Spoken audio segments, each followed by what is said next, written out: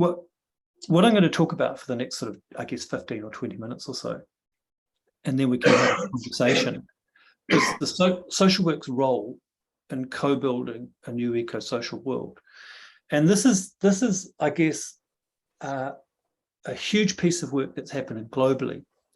And it reflects global observations of what's happening globally in social work and in other professions and in other voices from around the world, which we don't read about in the newspapers so often. We don't hear about on the news, on our television. And it is actually the antidote to so much of the challenges that we do hear about in our everyday news and the tragedies of elections. I'm in Italy right now, and there's a tragedy of an election that's just taken place here from the point of view of people's rights, of people having voice, of people celebrating diversity. It's a tragedy. And of course, you've in the UK gone through similar things as well. And but there is an antidote, and it is a ground-up antidote, and it is an effective antidote to what we do read about, and the sort of doom and gloom that we often hear about. And it involves millions and millions and millions of people. And it's social work in the UK, social work across Europe, across Africa, across Latin America, across Northern America, across Asia Pacific, and Oceania is a significant part of it. So the way to tell the story in a very short time is not to go to what's happening today, because it's a bit hard to comprehend what if I go straight to what's happened in 2022, it's a bit hard to comprehend. So what I want to do is I want to just very briefly go through the last 10 years of what I call social work's constant stream of development from a global perspective, and just some sort of significant moments in the last 10 years of our global professions development and what it's contributed to. But I suspect you can't see the writing in these green things. Yeah, can you now? Yes, we can see that now. Yes. Okay. So if we just go back to sort of 2012, 2013, it was at the time when Southern Europe was under significant austerity measures. You'll all remember that. You'll remember the enormous challenges in Greece and Spain and in Portugal. And social services were being cut and slashed and burnt under the name of austerity. And you had a form of austerity, not quite so severe in the UK as well. But during that time, there was a really, really influential piece of research, which was not done by social work, but was done by two policy departments, one from Oxford and from Princeton. And they collaborated together to try to understand what is the impact economically on society of social services. At a time when austerity was being ravaging across Southern Europe, they wanted to do a detailed analysis of what contributions social services make to the economy. And I think we might have spoken briefly about this when I was there in 2018. But just to remind us, what they discovered, the policy professors from Princeton and Oxford, was that the very minimum economic return for social services and social work is, for every dollar invested, there's a $3 return to the economy. That's the absolute minimum. And that is because when you have social services and social work, you have less crime in a community. You have more children going to school. You have more people going to work. You have more people using medical facilities effectively. You have more productivity even in the workplace. So you have less unemployment, et cetera, et cetera. So through the sort of groundbreaking analysis, it actually changed the dynamic for many, many governments that were able to listen. Not all governments, of course, are able to listen, but that austerity is a completely flawed process in terms of economic recovery. There's actually a time to invest in social services, And also social services and social work are required for a stable or growing economy in any part of the world. So it was obviously a very valid piece of research coming from two well-known institutions across the world, and that had quite a significant impact on the way social work and social services were viewed by many governments and policymakers. Also in 2013, we had the opportunity to have an interesting comparative study on the effectiveness of social work, which wasn't intended, it wasn't a piece of research, but it was a study after the fact of when a cyclone, a typhoon, hit the Philippines. And this was a typhoon that recorded the greatest wind gusts ever in the history of these kinds of recordings to that point and to now. It was a part of the El Nino effect, and wind gusts hit the Philippines and hit the islands across the Philippines at gusts of 550 kilometers per hour. And what that did is on the outer islands, which were at that time mostly populated by people who fished for a living, fishing villages, people who had never had access to education, who built their own housing on the seashore, who built their own boats, who had a cashless economy. They traded fish in the marketplace for other goods. So what it meant to those people and on the outlying islands was an 80% loss of life and the complete collapse of their societies in terms of their boats were destroyed, their houses were destroyed, everything was reduced to complete rubble. And what we learned here is that each of the islands had a different way of coordinating their rescue response. Each of the islands came under the authority of the local mayor or a delegated person of the mayor to coordinate the recovery and rescue response. And we saw in some islands the mayors starting to work immediately with police, with emergency services, which couldn't get to the island, but trying to get emergency services to the islands, and with UN agencies and with Red Cross and Red Crescent and other international NGOs that wanted to offer help.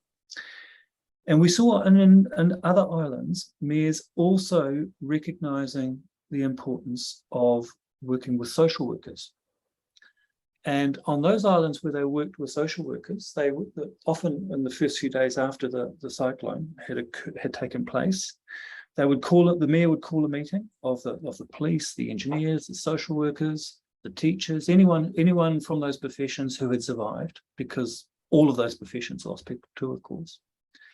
And said, right, police, security, tell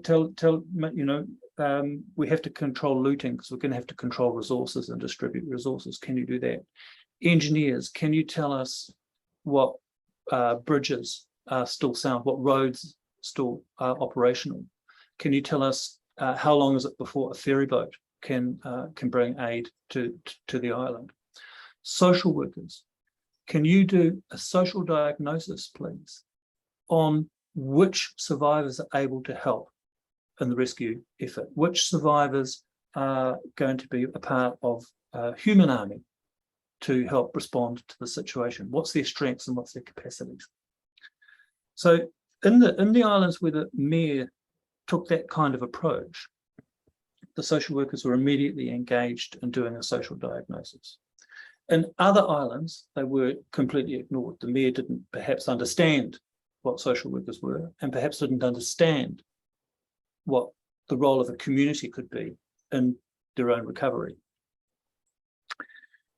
The social workers, where they were invited and engaged, said, look, we're really happy to work with you. We're really happy to, we will do this, but we just want to be clear, as social workers, we always make sure that the people who are the victims have the most say about how the recovery should take place for them.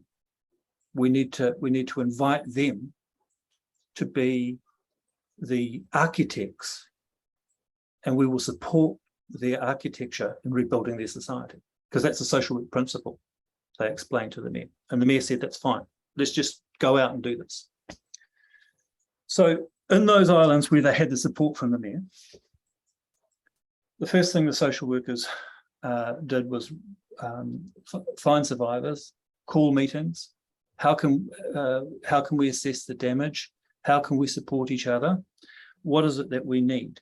And people identified they need food, they needed shelter, they needed to bury the dead where they could find the dead. They needed religious processes, and none of those things were immediately at hand. And as the UN agencies turned up and the international agencies turned up, they turned up with money, and the social workers were able to bring the requests from these communities to those agencies. They need money. They need to be able to buy products. Their marketplace is gone. They need to be able to buy products. And they negotiated that every survivor would be paid $5 per day to help with the recovery process. And $5 a day is a huge amount of money if you're a Filipino person that's lived by selling or catching fish. It's a huge amount of money.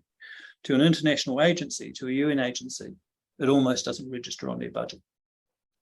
And through that $5 a day, the local people cleared up the rubble. They cleared away the debris. They buried their dead. They performed services for their dead. They started to activate their marketplace again and get their economy rolling again and going again. And within 3 months, they were starting to build new villages out of the sustainable material from the forest. At first, the UN agencies and even the local authorities said, hey, you have to build them inland on a hill in case another storm comes in and the winds come in from the sea. But the villagers said, no, we can't do that. We know your $5 a day isn't going to last forever. We've got to rebuild our boats. We've got to have them by the sea, otherwise we won't be able to survive. And so the social workers just encouraged that conversation, that dialogue between the locals and the local authorities and the UN agencies. And eventually they found a compromise of building their new villages on an in-bend of a peninsula where the winds wouldn't affect them so much. So within 3 months, the community was rebuilding. They decided to rebuild a school, which they never had before, and they decided to rebuild medical facilities, which they'd never had before. I was lucky and privileged to be able to go and visit, and they said to me, as a social worker from outside of the Philippines, they said, oh, Rory, can you please tell us how we employ a school teacher, and what is the good quality for a school teacher, because we've never had a school teacher in our lives before. So as a community, can you please advise us?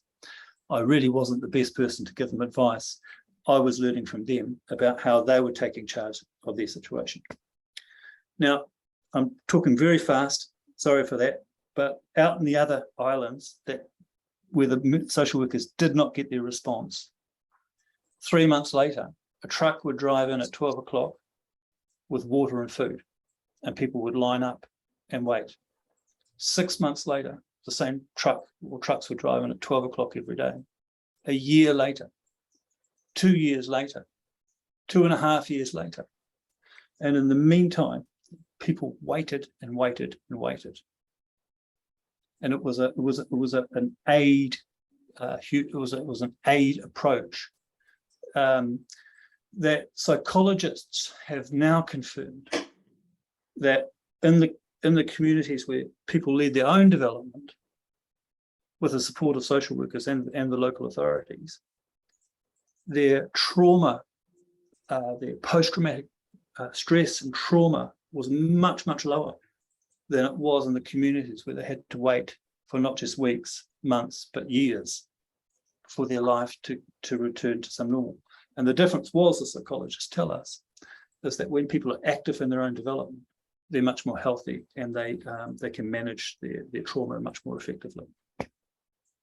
So we had this really incredible post-event experience of realizing when politicians work with social workers, huge changes can take place very, very quickly. 2014, the international social work profession changed its global definition of social work. We used to, and always, well, since the 1960s, the profession has talked a lot about ourselves being a human rights profession, and it remains the case. You'll see that in our definition, and you'll be teaching that, those of you that are teachers. Social work is a human rights profession, and it is.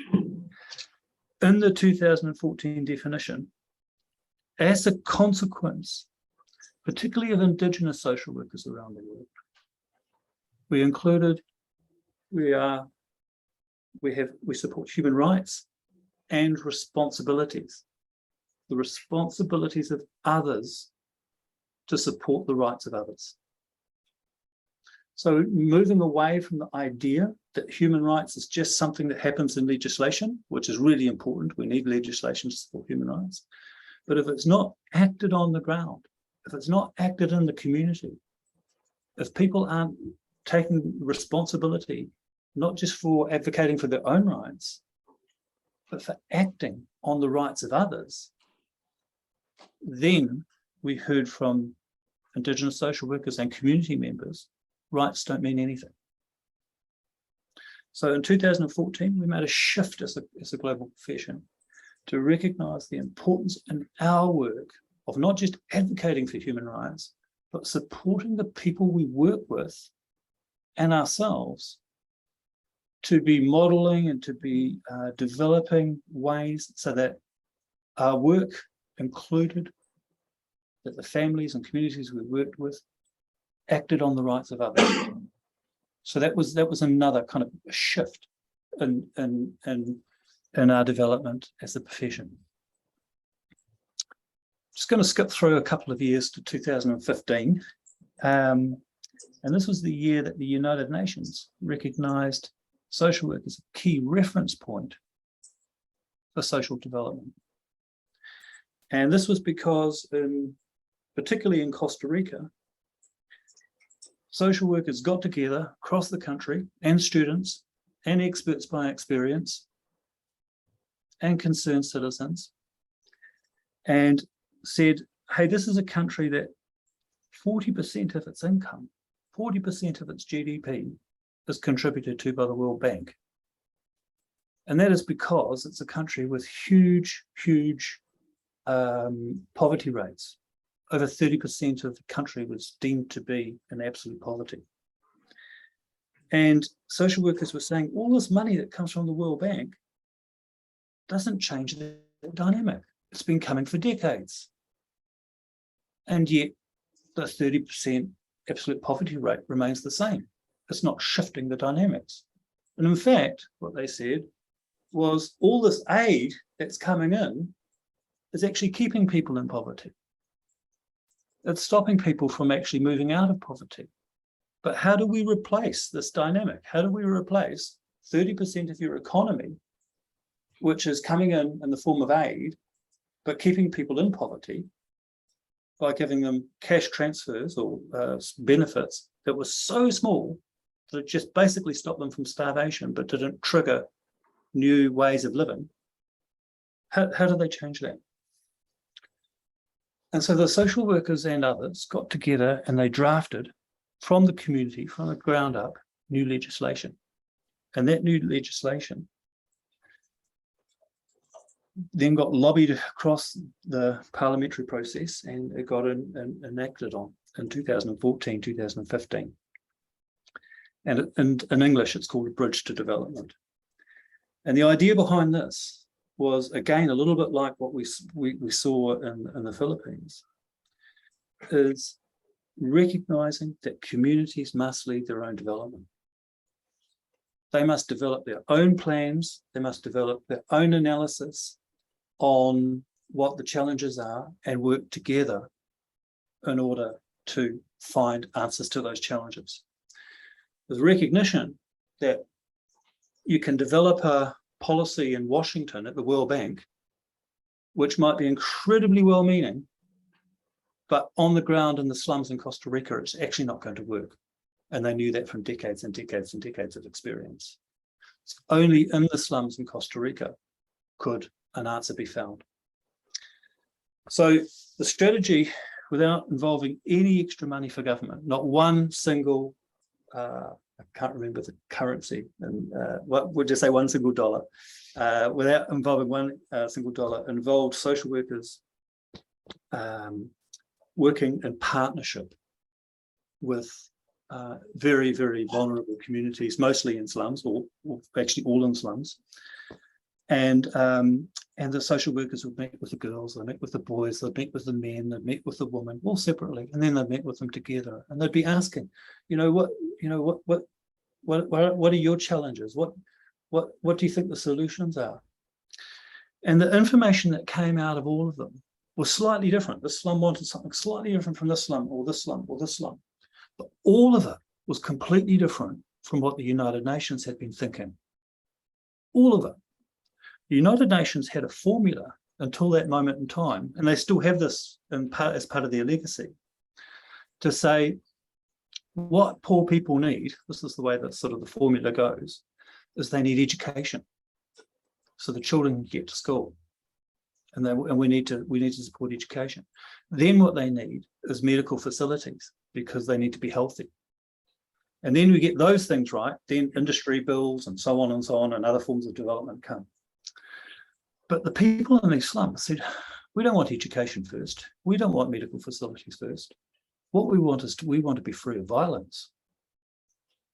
We can't make education work for us. And we can't make good use of medical facilities if our girls and women are not safe in their own communities, because domestic violence is so explosive everywhere. How can you expect someone to start to make use of these facilities if they're beaten daily or under the threat of being beaten daily? And so the community said, this is our first priority. Now, to make a very long story just so short, they eliminated, or almost eliminated in each slum, domestic violence by having community meetings and making community decisions about how to manage domestic violence and how to manage perpetrators of domestic violence. The communities got onto a roll.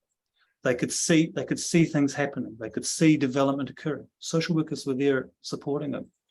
All of a sudden, that dynamic of we are stuck, no one listens to us, our lives will never change, started to change because they could see that they could affect change themselves. And within 12 months, the official poverty rate reduced by 6%.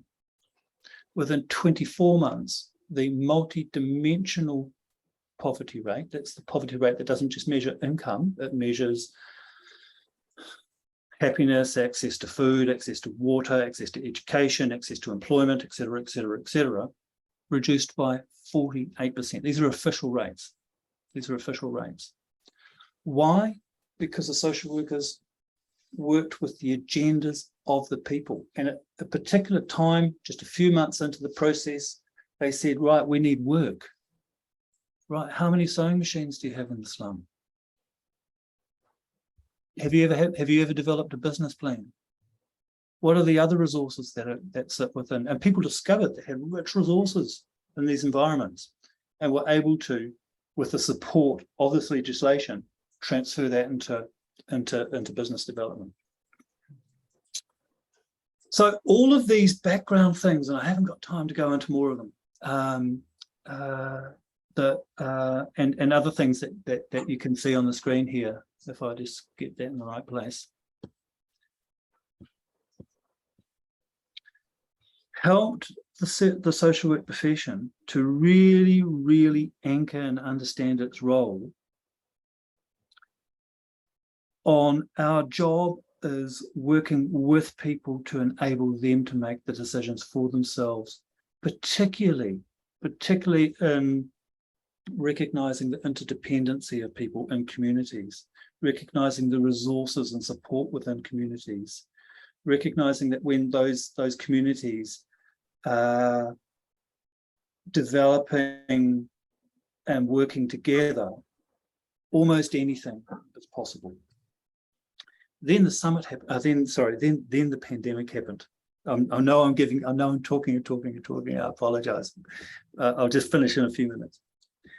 Then the pandemic happened, and it shook everybody. Yeah, it shook you guys. It shook everybody in the world. But one of the key things that happened for social work in the pandemic is that we knew as a profession that who was going to be the main actor in managing the containment of the pandemic. Who was that going to be? We already knew because we'd been through Ebola, we'd been through SARS, we'd been through HIV/AIDS, that people are, that communities are, that it's about community responsibility. It's about what happens in communities. They are actually the main actors, not the government, not the medical professionals. They're all really important, and it all needs to work together.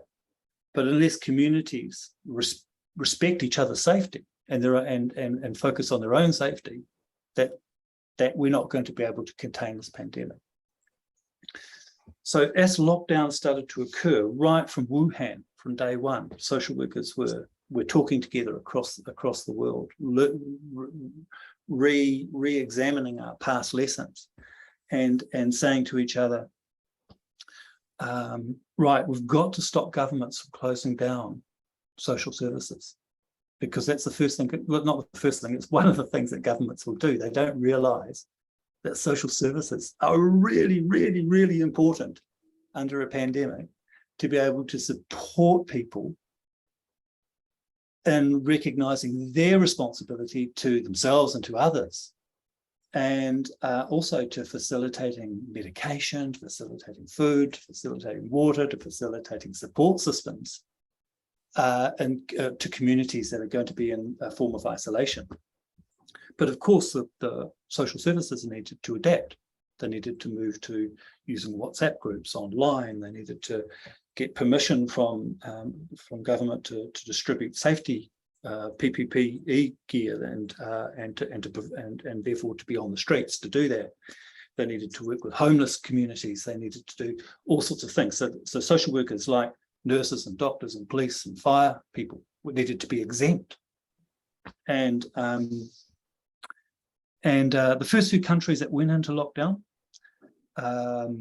China, Korea, Thailand, and then it came to Italy, didn't exempt social workers and did lock down social services. But we then had a breakthrough with Romania recognizing, no, they're going to reverse the situation and allow social services to remain open, but adapted, and they put social workers in charge of that process. Then by the time that the pandemic started to sweep across Europe, the governments were starting to talk to each other and recognize that social services needed to remain open. And across a lot of the world, it was recognized at that moment in time that social work was an essential profession alongside nursing, police, and other medical professions. It was also recognized quite widespreadly that, and we know this now, it just seems so silly to say it now, but that a pandemic isn't you don't just have a medical response, you need a social response, and you need social workers to help support and facilitate that social response. So in South Africa, we needed social workers to work with community leaders, to help community leaders to support communities to socially distance or to maintain social distancing in order to control the virus, not just in South Africa, but so in this mix of things, social work started to have more elevation in the eyes of policymakers and also in the eyes of other professions. we started to rub shoulders with peers in medicine and nursing and policing, locally and globally. For the first time ever, if you're a local social worker working in a community anywhere in the world, normally if you pick up the phone and you ask to speak to someone in the public health, they don't even answer the phone. But now the public health were ringing the social workers, teachers were ringing social workers were ringing the police, and people were picking up the phone. People were working innovatively. They were breaking the rules. We've broken out of our silos. We've broken out of the policy silos that keep us separated.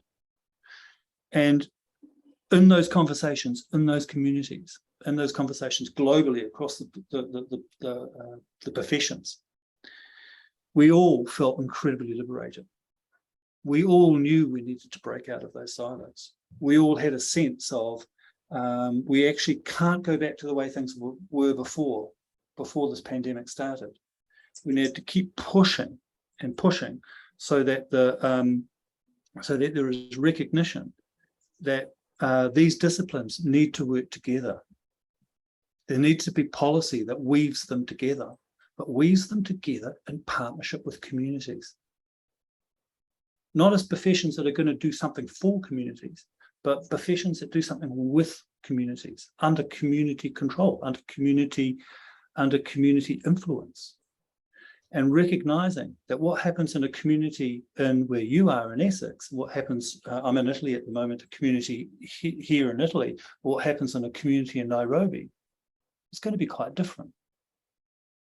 So there can't be, or even across the UK or across the south part of England, each community needs to have its own unique response. And so from these conversations globally, we started to recognize that we actually shared the same vision, we shared the same perspective. We hadn't had these conversations before. And the conversation grew and grew and grew and grew. And we had what we called, and I don't know if you've seen it or not, but a People's Global Summit in July this year, which was a pinnacle of that conversation. And that involved not just social workers and health workers, and together we combined 140 million professionals, which is bigger than most countries, but it also combined the global faiths, the major religions, so Catholic, Protestant, Islamic, Judaic, Baha'i, and other faiths, which represent millions and billions of people, of course. It involved the global trade unions, and one particular global trade union representing 80 million people, which is based in Geneva, and involved the global public services. It involved community leaders from across the world. It involved the social movements, Black Lives Matter, Me Too, many of the women's movements. It involved Fridays for the Future. And it was the first time, the very first time, that social movements, professions, public services, some small governments like Scotland, Finland, New Zealand, came together to recognise that we needed to build a different conversation moving forward in the future, a conversation that involved an eco-social, sustainable world where people were included, where no one was left behind. And we also got the United Nations involved. And in fact, Antonio Guterres, who's the Secretary General of the United Nations, probably the world's most well-known official diplomat, or the high diplomat of the world, opened the event. And the UN closed the event. Now, this event produced something called the People's Charter for a New Eco-Social World. And it talked about having to change the dynamics as we move forward. And I just want to come back to social work for a second. Social work initiated this. And as social workers were out talking to people about it in communities and countries and globally, other people who had some knowledge of social history said, we're not surprised that social workers are leading this development. Wasn't it social workers who helped lead the development of the United Nations in 1945? Wasn't it social workers that helped work out the blueprint for managing the Great Depression in the 1920s? And now social workers are doing it again. And I think that was absolutely right. I think that was a fair comment.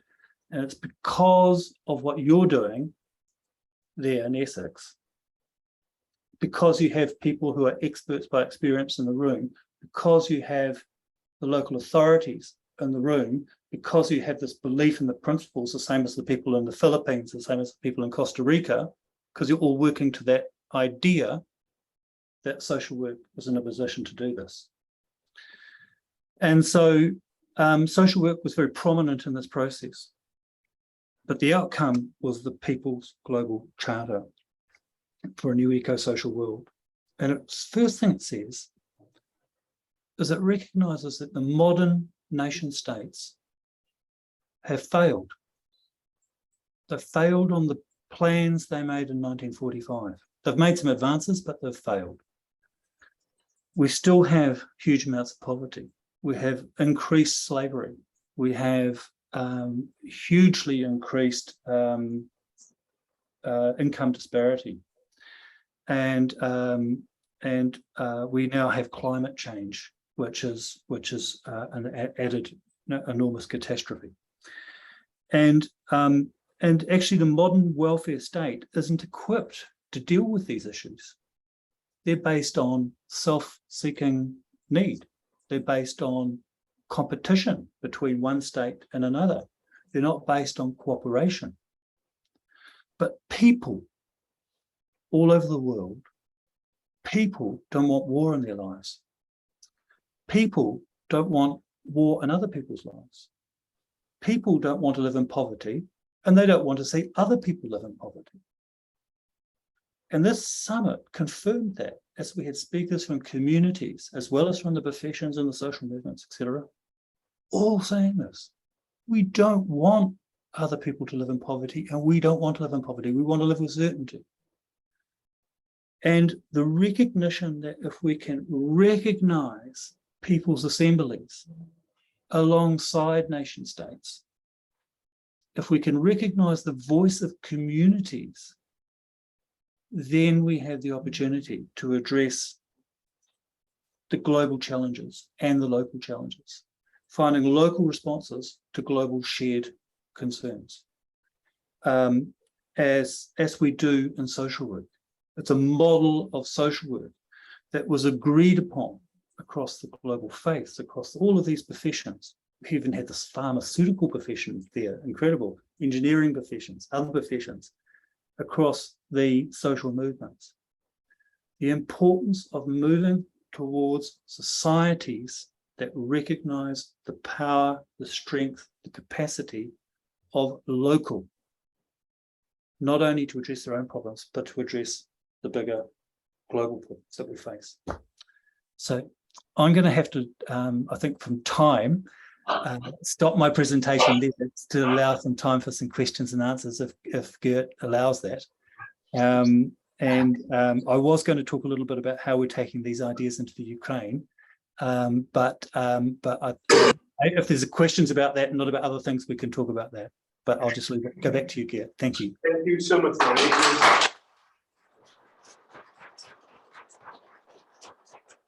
A great, very inspiring presentation, focusing on the journey the profession has made, but alongside the profession, or with the profession in partnership with the profession, the whole communities. And I think there's a lesson there that social work can never, it hasn't in the past, it will not in the future, develop in isolation.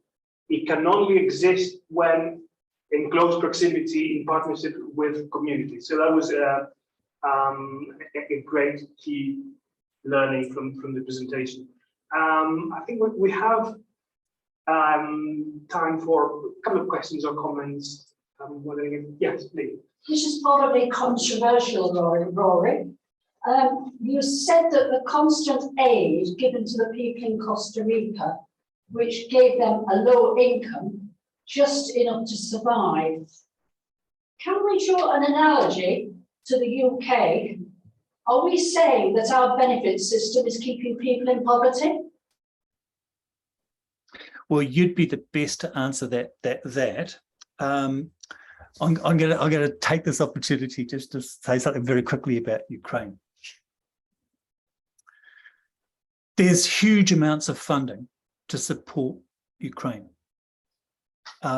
We heard that the Norwegian Refugee Council put aside, I think it was 80 million at the beginning of the year, and UN agencies are putting aside large amounts of money.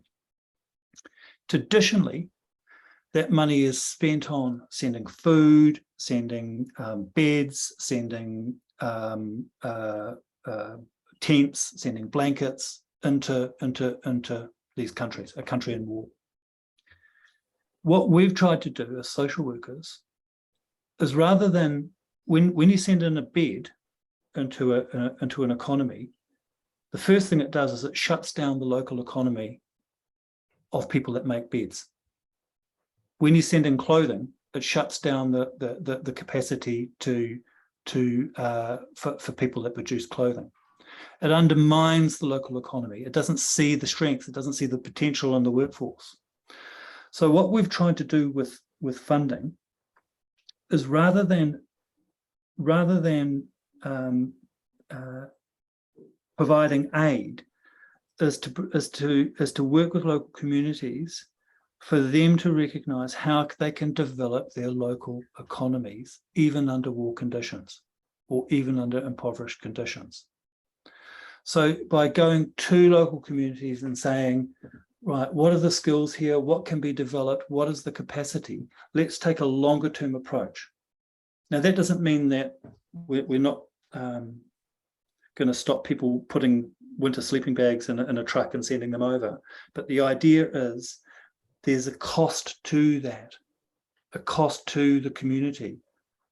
Where can the community develop its own? Do they need machinery? Do they need workforce development? What do they need in order to develop that production themselves, and to try to see that in the framework of funding? So that's an approach which is really exciting, because it's changing the international idea of how you aid and fund people under war conditions. And it's based on social work experience from around the world, where they've seen such small amounts of funding trickling through to people that don't get an opportunity to give them the say of what should happen, and how can we change our dynamics, and how can funding be used to support that.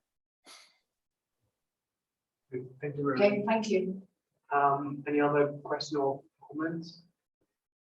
Rory, thank you so much. I'm not quite sure where I should be looking at.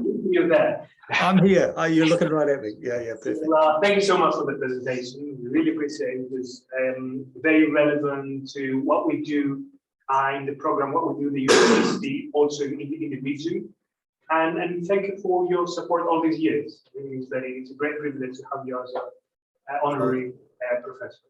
Oh, it's great. It's a great honour for me to be your honorary professor. Thank you so much. I really enjoy being connected with your work. Thank you so much.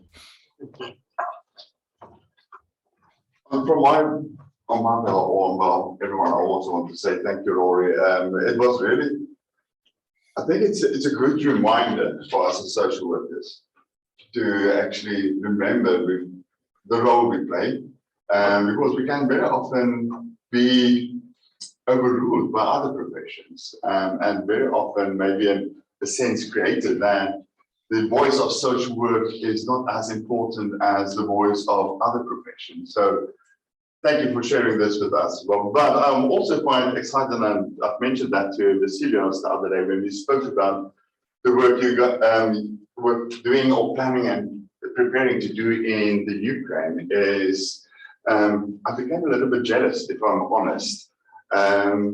Because I just believe that the approach of the voice of the community and the assets and the strength of the community is where social work should be. So I just thought, you know what, I would love to be there. I would rather want to be there and be part of that. So I'm wishing you all the best for the work that you're going to do in the Ukraine as well. So thanks again. You're welcome to stay with us, Rory. I know you've got a very, very busy program as well.